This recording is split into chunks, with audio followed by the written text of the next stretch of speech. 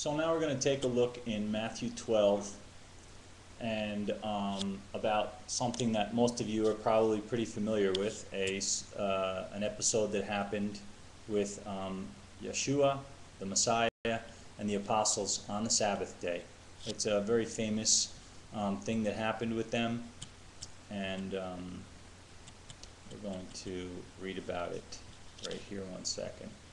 My computer's just running a little bit slow right now. Okay, there we go. So it says in verse 1, "At that time Yeshua went through the grain fields on a Sabbath. His disciples were hungry, and they began to pick heads of wheat and eat them. But when the Pharisees saw this, they said to him, 'Look, your disciples are doing what is against the law to do on the Sabbath.' He, Yeshua, said to them, 'Haven't you read what David did when he and his companions were hungry? How he entered the house of Yahweh and they ate the sacred bread, which was against the law for him or his companions to eat, but only for the priests? Or have you not read in the law that the priests in the temple desecrate the Sabbath and yet are not guilty? I tell you that something greater than the temple is here. If you had known what this means," and then he quotes, "I want mercy and not sacrifice," unquote, "you would not have condemned the innocent. For the Son of Man is master of the Sabbath." So Yeshua, our Messiah, is master of the Sabbath. And he says, "I want mercy, not sacrifice." He was showing them how to properly keep the Sabbath. If you're out taking a walk with your friends and you want to pick an apple or pear or some wheat, if you want to eat wheat berries or whatever you would pick to eat, that's fine. Now, if you take up a basket and you start harvesting on that day because you're doing more work and that's what your job is, to harvest, then you're doing work and you're breaking the Sabbath. It all depends on your heart.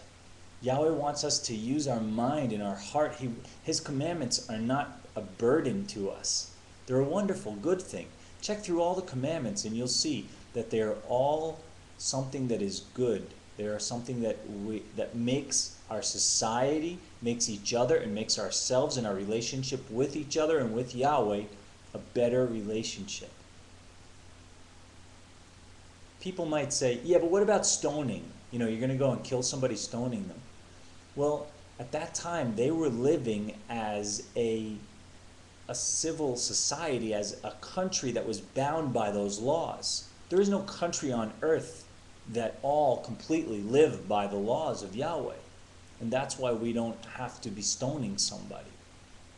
And Yeshua even gave us the example when they were ready to stone the woman who was caught in adultery. He started writing something in the sand, in the ground. A lot of people think he might have been writing their names. He said, "He who is without sin cast the first stone, throw the first stone." The Sabbath is a wonderful day. It's a day of enjoyment, a day for us to get together with Yahweh, with our brethren, to study His Word, to have special good food and relaxation on that day.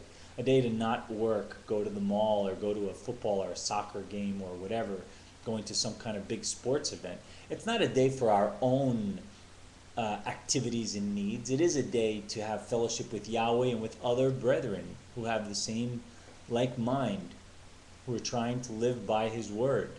But it's not a day of restrictions. It's a day of enjoyment, a day when you can get together and have a service at your house, study, sing hymns, do a Bible study, listen to a sermon, share a sermon with each other, or do some type of Bible reading, singing hymns, maybe Hebrew dancing if you do that kind of thing.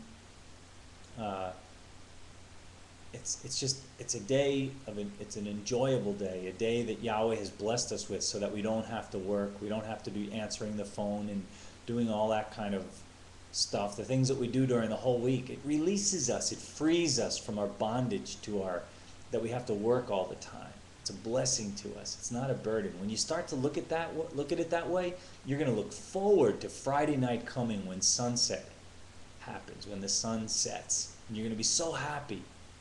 You can go outside and watch sunset with your friends and say Shabbat Shalom and sing a song praising Yahweh for the Sabbath and for the Shabbat that he gives us, because it's a wonderful, enjoyable day. And all of his commandments are wonderful and enjoyable for us. They're not a burden.